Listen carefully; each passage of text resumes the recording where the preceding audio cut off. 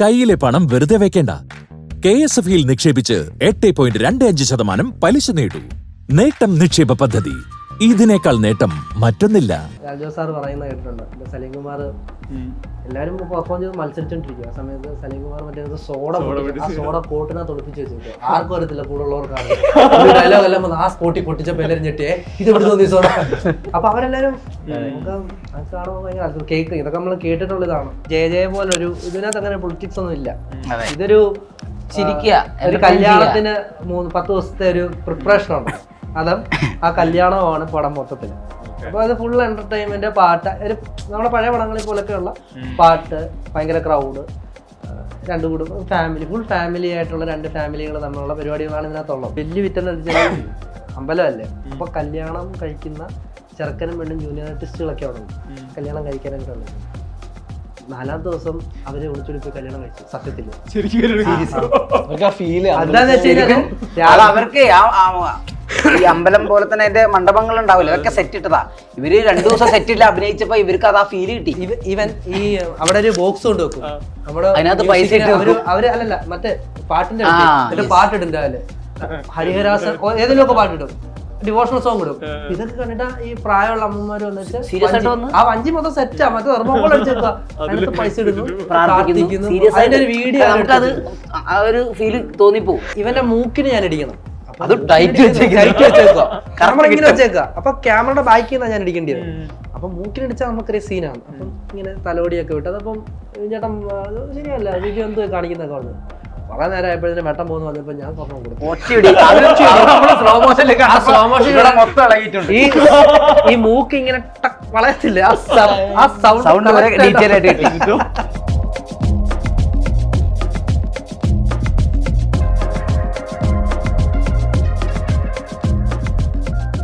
The Q show ടൈമിൽ Safan, Siju, Ashwin, Joman, welcome. Thank you. ആദ്യം ചോദിക്കാനുള്ളത്, ഈ പടത്തിനൊരു ഫസ്റ്റ് ലുക്ക് ഇറങ്ങിയിരുന്നല്ലോ, എല്ലാവരും കൂടെ ഒരുമിച്ച് നിന്നിട്ടുള്ള ഒരു സ്റ്റില്ലായിരുന്നു അതിൻ്റെ ഭാഗമായിട്ട് വന്നത്. ആ സ്റ്റിലിന് മെമ്മറി വയ്ക്കാറ്. കാരണം നമ്മൾ യൂഷ്വലി ഫസ്റ്റ് ലുക്ക് കാണുമ്പോൾ ഒന്നെങ്കിൽ ലീഡ് ആക്ടർ ആയിരിക്കാം, പിന്നെ പ്രധാനമായിട്ട് 2-3 ആക്ടേഴ്സ് ആയിരിക്കാം. ഇത് വലിയൊരു ക്രൗഡാണ്, ഭയങ്കര ഒരു കമ്മ്യൂണിറ്റി ഫീലിങ്ങിലാണ് ഈ സ്റ്റില്ല് തുടങ്ങുന്നത് തന്നെ. സിനിമയുടെ പ്രൊമോഷൻ്റെ ഫസ്റ്റ് ഔട്ട് വരുന്നതിലാണല്ലോ. ആ സ്റ്റില്ല് എന്തായിരുന്നു, എങ്ങനെയായിരുന്നു, നിങ്ങൾ ആരൊക്കെയാണ് സിനിമയിൽ? ആ സ്റ്റിലിനകത്ത് ഓൾമോസ്റ്റ് എല്ലാവരും ഉണ്ട്, സിനിമയിലുള്ള എല്ലാവരും ഉണ്ട്. അത് വിപിൻ ചേട്ടൻ ഓൾറെഡി നേരത്തെ പറഞ്ഞിരുന്നു, ഈ സിനിമയ്ക്കകത്തുള്ള ഓൾമോസ്റ്റ് എല്ലാ ആൾക്കാരും ഫസ്റ്റ് ലുക്ക് പോസ്റ്ററിനകത്ത് വരണമെന്നുള്ളത്. പിന്നെ അവർ കൂടാതെ എനിക്കൊന്നൊരു 1500 ജൂനിയർ ആർട്ടിസ്റ്റും ഉണ്ട്. അത്രയും പേരാണ്. അതൊരു നമ്മുടെ ക്ലൈമാക്സിന്റെ സമയത്ത് എടുത്ത സ്റ്റില്ലാണ്. അത് എന്താ പറയുന്നത്, ക്ലൈമാക്സില് എന്താണോ അതാണ് ആ ലുക്കിലാണ് എല്ലാവരും ഉള്ളത്. കാരണം ഞങ്ങളൊരു 10-24 ദിവസം ആ ഒരൊറ്റ കോസ്റ്റ്യൂമിലായിരുന്നു. ക്ലൈമാക്സ് മാത്രം ഷൂട്ട് ചെയ്ത് 24 ദിവസത്തിലാണ്. അപ്പം ഏകദേശം എനിക്ക് കഴിയാറാവുന്നതിന്റെ ആ ഒരു സമയത്താണ് ആ സ്റ്റില്ലെടുക്കുന്നത്. നിങ്ങൾ 3 ഒരു കോസ്റ്റ്യൂമിലും, ഞങ്ങൾ ഇതാണ് അത് ഒരു സസ്പെൻസ്. ഈ ഹ്യൂമർ ഭയങ്കര പ്രധാനപ്പെട്ടതാണല്ലോ. ഇപ്പോൾ നിങ്ങൾ പറഞ്ഞ കണ്ടന്റ് ക്രിയേറ്റേഴ്സ് ആയിട്ടാണെങ്കിലും സിനിമയുടെ ഭാഗമായിട്ടാണ് ഹ്യൂമർ നിങ്ങളുടെ കൂടെ തന്നെയുണ്ട്. ഈ ഹ്യൂമർ ഇപ്പോൾ നമ്മളൊരു ഇൻസ്റ്റഗ്രാം ഒരു കണ്ടന്റ് വേണ്ടി ചെയ്യുന്ന ഹ്യൂമറും സിനിമയിൽ നമ്മൾ കാണുന്ന ഹ്യൂമറും ഒക്കെ എൻ്റെ 2 തലത്തിൽ നിൽക്കുന്നതാണ്. ഈ ഹ്യൂമർ വർക്കാവും എന്നുള്ള ജഡ്ജ്മെന്റ് അതെങ്ങനെയാണ് നമുക്ക് ഓരോരുത്തർക്കും ശരിക്കും? ഓഡിയൻസ് ചിരിക്കുമ്പോൾ ഐ മീൻ പ്രീ ഡിസൈനിൽ ഔട്ട് വരുന്നതിന് മുന്നേ ഇങ്ങനെയാണ് ഇത് വർക്കാക്കുന്നുള്ളൊരു. ചിലതൊക്കെ കിട്ടുമായിരിക്കും, ചിലതൊക്കെ നമുക്ക് മനസ്സിലാവായിരിക്കും ഇവിടെ ചിരിക്കും എന്നുള്ളത്. പിന്നെ ഞാൻ ബേസിക്കലി ഒരു റീൽ ചെയ്ത് കഴിഞ്ഞാൽ നമ്മൾ അടുത്തുള്ള 2 പേരാണ് പച്ചക്ക് പറയുന്നവരാണ്. അവർക്ക് ആദ്യം ടെസ്റ്റ് അടിക്കുമ്പം ചിരി വരുമ്പോൾ അറിയാൻ പറ്റും ഇത് എറിച്ചിട്ടുണ്ടോ ഇല്ലെന്ന്. അവർ പറഞ്ഞിട്ടുള്ള 90% ഏകദേശം ഇതുവരെ വർക്കായിട്ടുണ്ട്. കുഴപ്പമില്ല എന്ന് പറഞ്ഞിട്ടുള്ളതെല്ലാം താഴെ പോയിട്ട് പോകും. അല്ല എനിക്ക് നമുക്ക് തോന്നും ഒരു ഹ്യൂമർ അത് വർക്കാവില്ല എന്ന് നമുക്ക് തോന്നും. എനിക്കറിയില്ല, ചെയ്യുമ്പോൾ അത് തോന്നും അത് വർക്കാവില്ല എന്നുള്ളത്. നമുക്ക് തന്നെ സ്വയം ജഡ്ജ് ചെയ്യാൻ പറ്റുമല്ലോ. പക്ഷെ വർക്കാവാത്ത സ്വയം ചിരിച്ച് അങ്ങോട്ട് വർക്കാവും. ഈ ചിരി ഇരിക്കും, അപ്പൊ എല്ലാവരും വർക്കാവും. ഫ്രണ്ട്സ് ഉണ്ടെങ്കിൽ പറഞ്ഞു തരും. പക്ഷെ അവന് ഫ്രണ്ട്സ് ഇല്ല.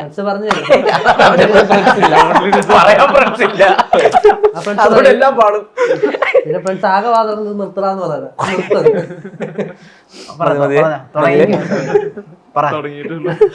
പറഞ്ഞ ഇല്ല അത് തന്നെ.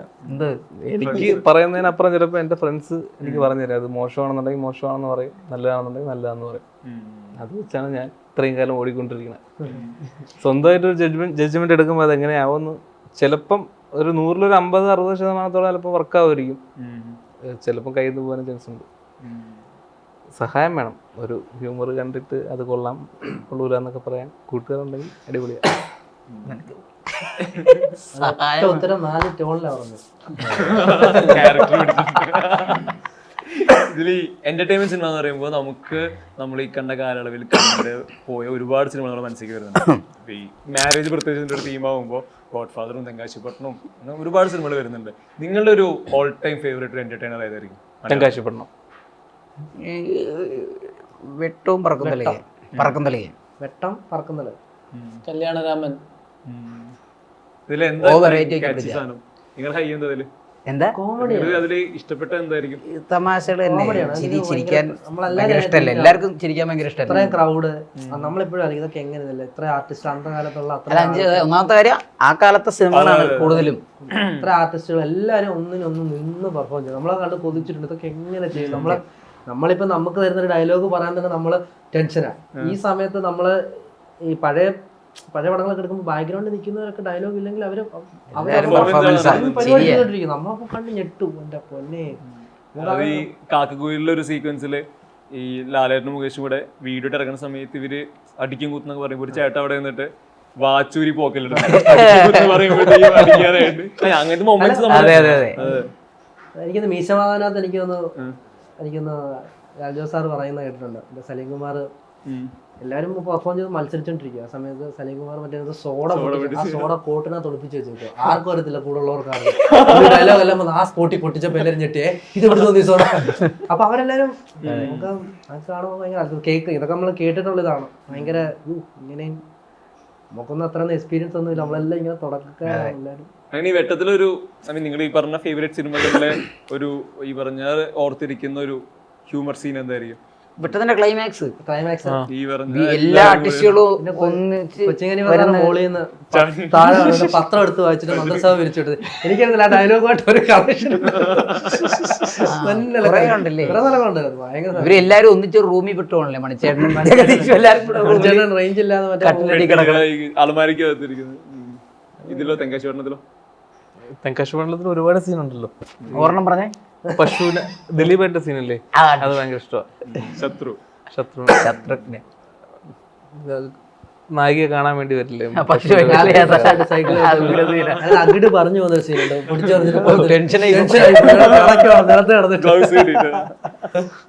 കല്യാണങ്ങളിൽ മൊത്തം പടം തന്നെ ഇഷ്ടമാണ്.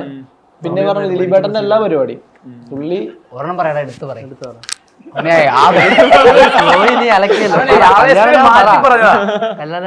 അല്ല കംപ്ലീറ്റ് മറ്റേ കമ്പിളി പോകല്ല മറ്റേ പുള്ളി ഈ പറഞ്ഞ പോലെ പാത്രം തലവീഴുന്ന സാധനങ്ങളൊക്കെ ഇൻട്രൊഡ്യൂസ് ചെയ്ത പുള്ളിയാണല്ലോ. ഇപ്പോഴും കോമഡിക്ക് വേണ്ടി പലരും ചെയ്യുന്നുണ്ട്.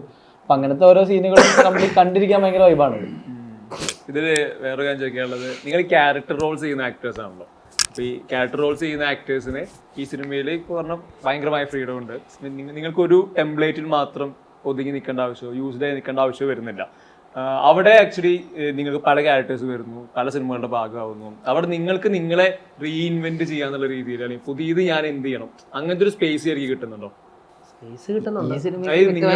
ഇപ്പൊ നിങ്ങളുടെ യൂഷ്വൽ ജസ്റ്റേഴ്സ് സാധനങ്ങളൊക്കെ റിപ്പീറ്റ് ചെയ്യാണ്ട് പുതിയത് എന്ത് ട്രൈ ചെയ്യാം? അത് ഇപ്പൊ ഈവൻ ഗുരുവായൂരിനകത്താണെങ്കിൽ വിപിൻ ചേട്ടൻ നമ്മൾ പറയും.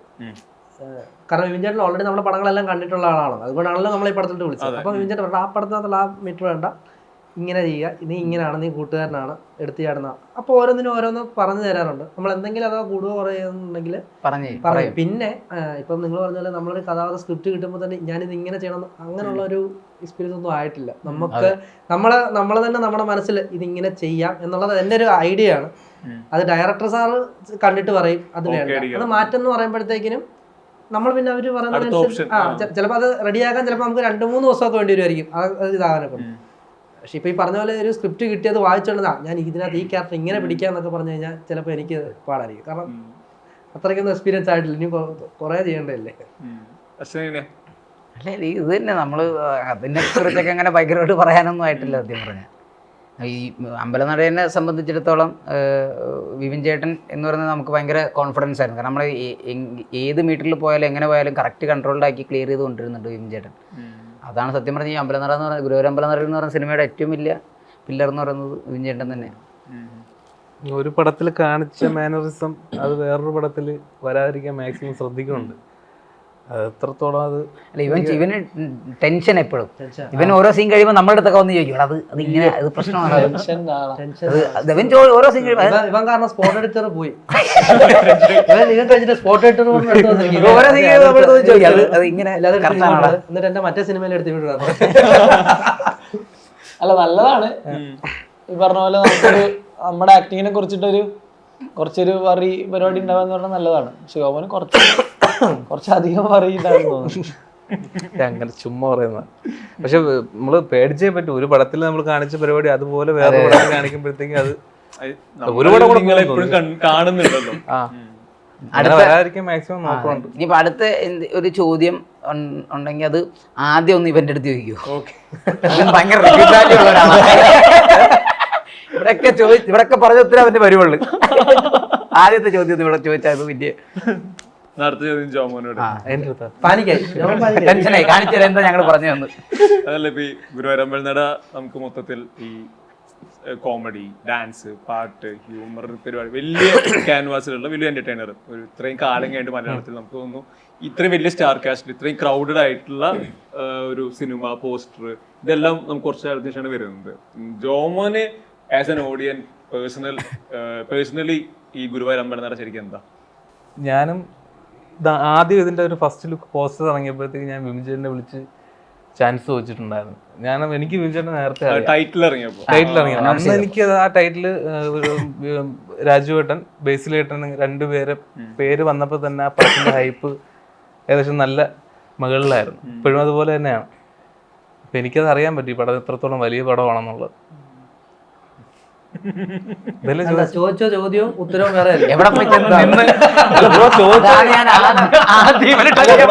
ഇല്ല ബ്രോ ചോദിച്ചത് എന്റെ മനസ്സിൽ എങ്ങനെയാന്നല്ലേ സാധാരണ സിനിമ അഭിനയിച്ച് എന്താ പറഞ്ഞത്? സിനിമയുടെ ഭാഗമായതിനു ശേഷം ഗുരുവായൂർ അമ്പലനട ഇനി എങ്ങനെയാണ് റിലീസിനൂടെ അടുക്കുവാണല്ലോ. അവിടെ ഒരു ആക്ടറിനപ്പുറം ഒരു ഓഡിയൻ കൂടി ഉണ്ടല്ലോ സിനിമകളൊക്കെ കാണുന്ന. അങ്ങനെ ചോദിക്കുമ്പോൾ എങ്ങനെയാണ് സിനിമ പെർഫോമൻസ് ഒക്കെ കഴിഞ്ഞു, സിനിമ റെഡി ആയിരിക്കുന്നു? ഗുരുവായൂർ അമ്പലനട സിനിമ എന്താണ്? ഞാൻ പറഞ്ഞു എനിക്ക് നല്ല ഹൈപ്പിൽ നിൽക്കുകയാണ്. കാണണം 16-ാം തീയതി എന്തായിരിക്കും. അഭിനയിച്ചാ പറയാം പണം കാണണം. അതെ. നിങ്ങൾക്ക് എങ്ങനെയാ ശരിക്കും ഓഡിയൻസ് പെർസ്പെക്റ്റീവിൽ എങ്ങനെയാണ് ഗുരുവായൂർ അമ്പലനട? അടിപൊളിയായിരിക്കും. കാരണം ഡാൻസ് ഉണ്ട്, ചെയ്യാത്ത പല പരിപാടികളും ചെയ്തിട്ടുണ്ട്. കാരണം ഡാൻസ് ഒക്കെ നമ്മള് പണ്ടൊക്കെ നേരത്തെ ഇപ്പൊ പറഞ്ഞ പോലെ നമ്മൾ വെട്ടമൊക്കെ ഡിസ്കസ് ചെയ്തല്ലോ.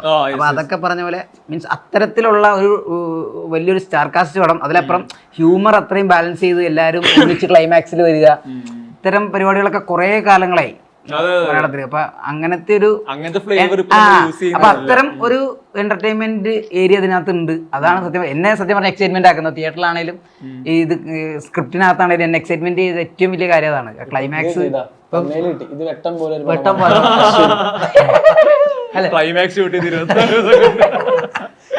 ഇപ്പൊ ഓൾറെഡി വിപിൻ ചേട്ടന്റെ ഓൾറെഡി ജയ പോലെ ഒരു ഇതിനകത്ത് അങ്ങനെ പൊളിറ്റിക്സ് ഒന്നും ഇല്ല.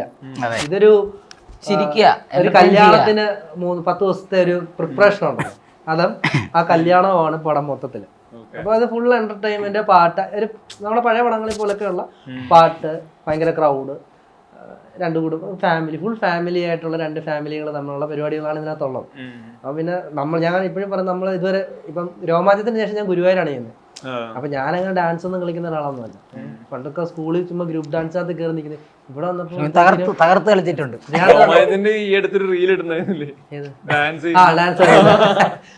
ഇവിടെ വന്നപ്പോഴേ പക്ഷെ നമ്മളെ ഡാൻസ് പഠിപ്പിച്ചത് ഷോബി മാസ്റ്റർ. ഞെട്ടി വിജയ് സാറിനെ അവിടെ ചെയ്തിട്ട് നമ്മളെ അപ്പം നമുക്കതൊക്കെ ഭയങ്കര ഇതാണ്. രണ്ടുപേരും തന്നെ ഭയങ്കര രസമായിട്ട് ഡാൻസ് കളിക്കുന്നുണ്ട്. ഞാൻ ചിരിച്ചിട്ടുണ്ട്. ഇത് ഭയങ്കര അത് ഷോബി മാസ്റ്റർ ആയിരുന്നു.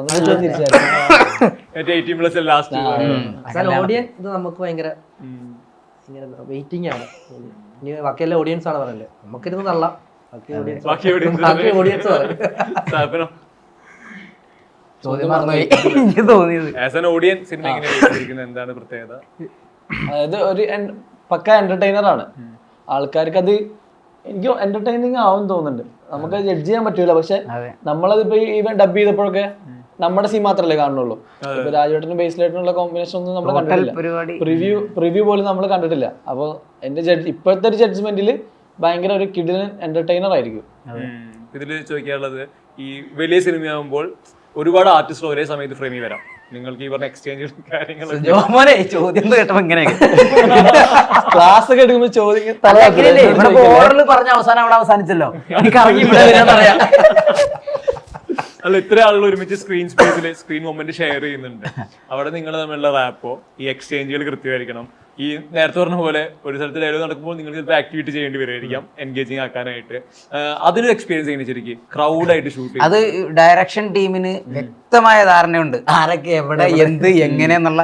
ഞങ്ങൾ സത്യം പറഞ്ഞാൽ അതിനകത്ത് ഞങ്ങൾ ചിന്തിക്കുക പോലും വേണ്ട. ഞങ്ങളടുത്ത് എടാ ഇവിടെ വേണം എന്ന് പറയുമ്പോൾ വന്ന് നിന്ന് ഞങ്ങൾ എന്ത് ചെയ്യണോ അത് ചെയ്താൽ മാത്രം മതി. ഞങ്ങൾക്ക് അതിനകത്ത് ബോധേടാവേണ്ട ഒരു പ്രശ്നം ഉണ്ടായിട്ടില്ലല്ലേ. ഒരു ഞങ്ങൾ അവിടെ വന്നിട്ട് ഞങ്ങളിപ്പോൾ ഫ്രെയിമിൽ ഉണ്ടെങ്കിൽ പോലും ചിലപ്പോൾ ഫോക്കസ് ഔട്ട് ഒക്കെ ആയിരിക്കും. പക്ഷെ ഞങ്ങൾ ഞങ്ങളുടെ രീതിയിലുള്ള എന്റർടൈൻമെന്റുകളിൽ അതിനകത്ത് തന്നെ ഉണ്ട്. വിപിൻ ചേട്ടൻ നമുക്കൊരു ഫ്രീഡം തന്നിട്ടുണ്ട്. അത് ഭയങ്കര ഫ്രീഡം അല്ല, സമ്മതിക്കത്തില്ല.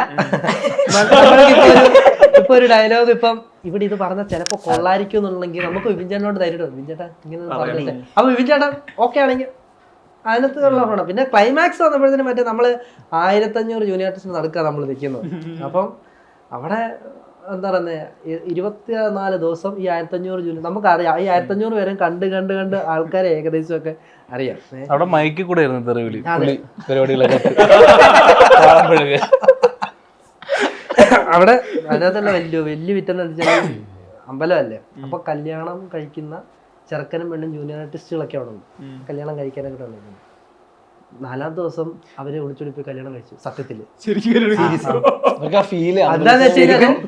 അവർക്ക് ഈ അമ്പലം പോലെ തന്നെ അതിന്റെ മണ്ഡപങ്ങൾ ഉണ്ടാവില്ല, അതൊക്കെ സെറ്റ് ഇട്ടതാ. ഇവര് 2 ദിവസം സെറ്റിൽ അഭിനയിച്ചപ്പോ ഇവർക്ക് അത് ആ ഫീല് കിട്ടി. പിന്നെ വേറെ കാര്യമുണ്ട്, രാവിലെ 8 മണിക്ക് കയറി കഴിഞ്ഞാൽ വൈകിട്ട് 5:30 വരെ ചെറുക്കനും പെണ്ണും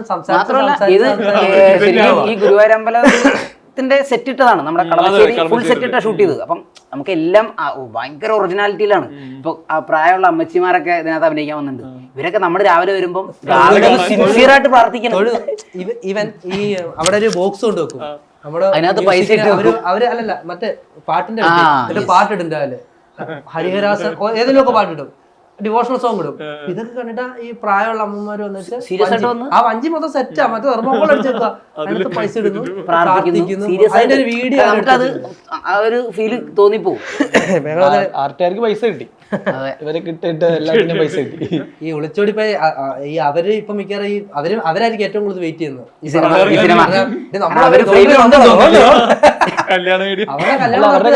പൃഥ്വിരാജ്, ബേസില്, ഇവരൊക്കെ മുന്നിൽ നിന്നിട്ടാണ് ഇവരുടെ കല്യാണം നടന്നേക്കുന്നത്. പൈസ ചെലവാക്കിയത് 1500 പേര്, അവർക്ക് 3 നേരം ഇത് സദ്യ. അല്ല, അവരെ ആൽബം എടുക്കാൻ നീരജേട്ടൻ, പുതുശ്ശേരി, ക്യാമറ ടീം, അവരുടെ കല്യാണം വീഡിയോ എടുക്കാൻ. ഇത് ഈ പറഞ്ഞ പോലെ ഈ ക്രൗഡ് സീനപ്പുറത്തേക്ക് ഇപ്പൊ നിങ്ങൾക്ക് ഈ കോമ്പിനേഷനുകൾ വരുമ്പോഴേ ഇപ്പൊ നിങ്ങൾ തമ്മിലുള്ള റാപ്പോ തന്നെ ഇപ്പൊ നിങ്ങള് എനിക്കറിയത്തില്ല, മുന്നേ ഭയങ്കര കമ്പനിയുള്ള ആൾക്കാരോടൊന്നും എനിക്ക് അറിയത്തില്ല. ഇപ്പൊ നിങ്ങളൊരു സ്പേസിൽ വരുന്നു, നിങ്ങൾക്ക് പുതിയ ആളുകളായിരിക്കും ഇവര്. ചിലപ്പോൾ ഇവരായിട്ട് നിങ്ങൾ ഈ റാപ്പോ സെറ്റ് ചെയ്യണം. നിങ്ങൾ ചിലപ്പോൾ കുറെ ഇവരെങ്ങനെയായിരിക്കും, ഞാൻ എങ്ങനെ പെർഫോം ചെയ്യണം, എങ്ങനെ മിണ്ടണം, തുടങ്ങണം, അങ്ങനത്തെ ഒരു ബ്രേക്കിംഗ് ഉണ്ടായിരുന്നു ശരിക്കും, ഐസ് ബ്രേക്കിംഗ്. ഞങ്ങള് തമ്മിലില്ല. മാത്രമല്ല ഞങ്ങൾ തമ്മിൽ മുമ്പ് അങ്ങനെ കണക്ഷനും ഉണ്ടായിട്ടില്ല. സത്യം പറഞ്ഞു ഞങ്ങൾക്കൊക്കെ അറിയാം അങ്ങോട്ടും ഇങ്ങോട്ടും. ഞാൻ ഇവനോടൊക്കെ പറഞ്ഞിട്ടുണ്ട്, രോമാഞ്ചൊക്കെ കണ്ട് ഭയങ്കര ഇഷ്ടമാണെന്നൊക്കെ അവനോട് പേഴ്സണലി പറഞ്ഞിട്ടുണ്ട്. സാഫിനാണെങ്കിലും ഞങ്ങൾക്ക് ഈ ഇൻസ്റ്റാഗ്രാം റീൽ പരിപാടികളൊക്കെ അറിയാമെങ്കിൽ പോലും തമ്മിൽ അറിയാം എങ്കിൽ പോലും നമ്മള് നേരിട്ട് കാണുന്ന പോലും ഇവിടെ വെച്ചിട്ടാ. ജോമോനും ഞങ്ങൾ ഒരുമിച്ച് മുമ്പ് വർക്ക് ചെയ്തിട്ടുണ്ട്. ഞങ്ങൾ രണ്ടുപേരും കൂടെ മുമ്പ് സീരീസ് ചെയ്തിട്ടുണ്ട്. അപ്പൊ ആ സമയത്ത് മെസ്സേജ് അയക്കാറുണ്ട്. പിന്നെ അവിടെ വേറെ പ്രശ്നം, ഞങ്ങള് ഭയങ്കര സെറ്റ്. എല്ലാരും മറ്റേ ഈ മോഡൽ ഗ്യാപ്പില്ല. അതായത് എന്നെ മാത്രമായിട്ട് വിളിക്കാൻ പറ്റത്തില്ല. അതായത് 24 ദിവസത്തില് ഈ ലാസ്റ്റ് ക്ലൈമാക്സ് വന്നപ്പോ എന്നെ മാത്രം വിളിക്കാൻ പറ്റത്തില്ല. കാരണം ഞാൻ വന്നു കഴിഞ്ഞാൽ ഇപ്പന്മാര് ഉണ്ടായിരിക്കണം, ഇവൻ വന്നു കഴിഞ്ഞാൽ ഞാനവിടെ ഉണ്ടായിരിക്കണം. അപ്പൊ ഞങ്ങൾ മറ്റേ സെറ്റായിട്ടാ പോകുന്നത്. ഞങ്ങളുടെ ഒരു കോസ്റ്റ്യൂം മഞ്ഞയാണ്. അപ്പൊ ഈ മഞ്ഞക്കിളികൾ ഇങ്ങനെ പോകുന്നതിൽ അങ്ങോട്ട് പോകുന്നു, ലവന്മാരിൽ അങ്ങോട്ട് പോകുന്നു. ഞങ്ങള് പരിപാടിയാണ്. തുടക്കത്തിട്ട് നമ്മള് ജെല്ലാണ്. നമുക്ക് ആ ജെല്ലിന്റെ ഭാഗമായിട്ട് ഒരു സീനില് അശ്വിന് ഇടിക്കണം. അശ്വിനെ ഇടിക്കണം. അപ്പൊ ഞാനും സിജോൻ ഇടിക്കണം. അപ്പൊ പറഞ്ഞ് ആ ഷോട്ട് എടുക്കണ മുന്നേ വിപിൻ ചേട്ടൻ കളിച്ചു. വിപിൻ ചേട്ടൻ പറഞ്ഞ് ജയജയലൊക്കെ ബേസിലിന് ശരിക്കും ഇടിയിട്ടിട്ടുണ്ട് ഇവിടെ ആർട്ടിസ്റ്റുകൾ പോയാന്നൊക്കെ കേട്ടു. സെറ്റ് ചെയ്ത് ചാവിട്ടിക്കൂട്ടി. അത് എങ്ങനെയാന്നല്ലോ ഇടിക്കുന്ന സ്ഥലം ഒരു ഓപ്പൺ ടർഫ് ഗ്രൗണ്ട് ആണ്. ടർഫ് ഗ്രൗണ്ടിന്റെ നമ്മളെ ആർട്ടിസ്റ്റുകളെ അകത്തോട്ട് കയറ്റിയിട്ട് ഇവര് പുറത്തുനിന്ന് സൂല് മൃഗങ്ങളെയൊക്കെ അകത്തോട്ട് പുറത്ത് പൂട്ടിട്ട് തുടങ്ങിക്കോളാൻ പറഞ്ഞു. പാട്ട് കിട്ടും പിന്നെ തുടങ്ങി. ഇവന്റെ മൂക്കിന് ഞാൻ ഇടിക്കണം. അത് ടൈറ്റ് വെച്ചേക്കുക. ഇങ്ങനെ വെച്ചേക്കുക. അപ്പൊ ക്യാമറയുടെ ബാക്കിൽ നിന്നാണ് ഞാൻ ഇടിക്കേണ്ടത്. അപ്പൊ മൂക്കിനടിച്ചാൽ നമുക്കൊരു സീനാണ്. അപ്പം ഇങ്ങനെ തലോടിയൊക്കെ വിട്ടത്. അപ്പം ചേട്ടൻ ശരിയല്ല വീഡിയോ എന്തോ കാണിക്കുന്നൊക്കെ പറഞ്ഞു. കുറെ നേരം ആയപ്പോഴത്തേനും വെട്ടം പോകുന്നു വന്നപ്പോ ഞാൻ സ്വർണം കൊടുത്തു. ഈ മൂക്ക് ഇങ്ങനെ വളയത്തില്ല. ആ സൗണ്ട് ഡീറ്റെയിൽ ആയിട്ട് കിട്ടി. നല്ല നല്ല ശീലം ഉണ്ടല്ലോ പരിപാടികളൊക്കെ ചെയ്ത് കമ്മിറ്റീന്റെ വേറെ വേറെ ഈ കളമശ്ശേരി സെറ്റ് ഇട്ട് ഷൂട്ട് നടന്നുകൊണ്ടിരിക്കുന്ന സമയത്ത് ഇപ്പൊ സിജുവിനെ ആണെങ്കിലും അറിയാം, ജോമോനെ ആണെങ്കിലും അറിയാം, എന്നെ ആണെങ്കിലും സാഫിനെ ആണെങ്കിലൊക്കെ അവിടെ വരുന്ന ആളുകൾക്കറിയാം. ഒരു 1500ഓളം ജൂനിയർ ആർട്ടിസ്റ്റുകൾ ഉണ്ടായിരുന്നു. ഡെയിലി 24 ദിവസം ഉണ്ടായിരുന്നു അവര്. അപ്പൊ ഓരോ ദിവസം നമുക്ക് ഈ ക്രൗഡിന്റെ ഇടയിൽ നിന്ന് എല്ലാവരുടെ അടുത്തും ഇങ്ങനെ നമ്മുടെ അടുത്ത് ഇഷ്ടം കാണിക്കുന്നവരെ അല്ലെങ്കിൽ പറയുന്നവരെ എല്ലാവരുടെ അടുത്തും നമുക്ക് എപ്പോഴും പറയാൻ പറ്റില്ല. കാരണം അത്രയും ക്രൗഡ് ഉണ്ട്. ഒരാളുടെ അടുത്ത് നിന്നാൽ എന്തായാലും അടുത്ത ആൾ വരും. ഇങ്ങനെ ഇന്ററാക്ട് ചെയ്യും. അപ്പൊ ഞാനും സാഫും ഞങ്ങളുടെ ഇങ്ങനെ നിൽക്കുക. ഇങ്ങനെ നിൽക്കുന്ന സമയത്ത് ഒരു അമ്മച്ചി വന്നിട്ട് പറഞ്ഞ് എൻ്റെ അടുത്ത് പറഞ്ഞ് അശ്വിൻ മറ്റേ പരിപാടി കണ്ടിട്ടുണ്ട്, രസമാണ് പരിപാടി ഒക്കെയാന്ന് പറഞ്ഞു. കഴിഞ്ഞ് എൻ്റെ അടുത്ത് സാഫ് വെക്കുന്നുണ്ട്. സാഫിനെ നമുക്കറിയാം കണ്ടന്റ് കിങ് ആണ്. അവൻ ഇൻസ്റ്റാഗ്രാമിലൊക്കെ പൊളിച്ച് കണ്ടന്റ് ചെയ്യണം എല്ലാവർക്കും അറിയാം നമുക്ക്. ഈ അമ്മച്ചി എൻ്റെ അടുത്ത് ചോദിച്ചതിന് ശേഷം സാഫിന്റെ അടുത്തേക്ക് വന്ന് സാഫിനോട് സാഫിന്റെ മുഖത്തേക്ക് ഇങ്ങനെ. അപ്പൊ സാഫ് പറയാൻ റെഡിയായി. അതെ ഞാൻ കണ്ടന്റ് ഒക്കെ ചെയ്യുന്ന. അമ്മച്ചി ഇങ്ങനെ നോക്കിയിട്ട് സ്റ്റാർ സിംഗറിലുണ്ടായിരുന്നില്ലേ, ഇവന്റെ അടുത്ത് സ്റ്റാർ സിംഗറിലുണ്ടായിരുന്നില്ലേ. അപ്പൊ ഇവനങ്ങ് അക്സെപ്റ്റ് ചെയ്ത് ഇവന് മറുപടി പറയാൻ വയ്യ. അവൻ തകർന്നു. അപ്പൊ അമ്മച്ചി ഒന്നുകൂടെ ആലോചിച്ചിട്ട് പറയാ, എനിക്ക് തോന്നുന്നു ജോബിയുള്ള സീസണുകളാണ്. ജോബിയുള്ള സീസണുകളാണ്. ഇവ നിന്നു അടുത്തത് പാട്ട് പാടാൻ പറഞ്ഞു. ഞാൻ പറഞ്ഞു തൊണ്ട ഇപ്പൊ കുറച്ച് പ്രശ്നമുണ്ട്, അതാണ് സിനിമയിലെ പാടാൻ പറ്റുന്നത്. അങ്ങനെ ഇഷ്ടം പോലെ സീനുകൾ. അശ്വിനോട് ഒരാൾ നമ്പർ ചോദിച്ചു. അശ്വിന് കയ്യിൽ ഫോണുണ്ട്, എൻ്റെ കയ്യിൽ ഫോണൊന്നും ഇല്ല, ഞാൻ ഇപ്പൊ യൂസ് ചെയ്യാറില്ല എന്നൊക്കെ. പുള്ളിക്ക് ഈഗോ അടിച്ചു. ഓ എന്റെ കയ്യിൽ ബിനു അടിമാലിന്റെ ഒക്കെ നമ്പർ ഉണ്ട്. അങ്ങനെയൊക്കെ ആയി. ഞാൻ അവിടുന്ന് മുങ്ങി നൈസായിട്ട്. എന്നിട്ട് ഞാൻ അവിടെ പോയി വീഡിയോ എടുത്തു എന്തൊക്കെ നടക്കുന്നത്. ബാക്കി എന്തൊക്കെ നടന്നു എനിക്കറിയില്ല. ഞാൻ വീഡിയോ എടുത്തോണ്ടിരുന്നത്. ഒരുപാട് പറഞ്ഞതില്ല കുറെ. ആ 26 ദിവസം ഭയങ്കര പരിപാടിയാണ്. മെമ്മറബിൾ. അത് ഷൂട്ട് ചെയ്ത് അത് ഹിറ്റടിച്ചത്. മറ്റേ ഈ നമ്മൾ ഈ 10,000 വേറെ നടുക്ക് വയ്ക്കുക.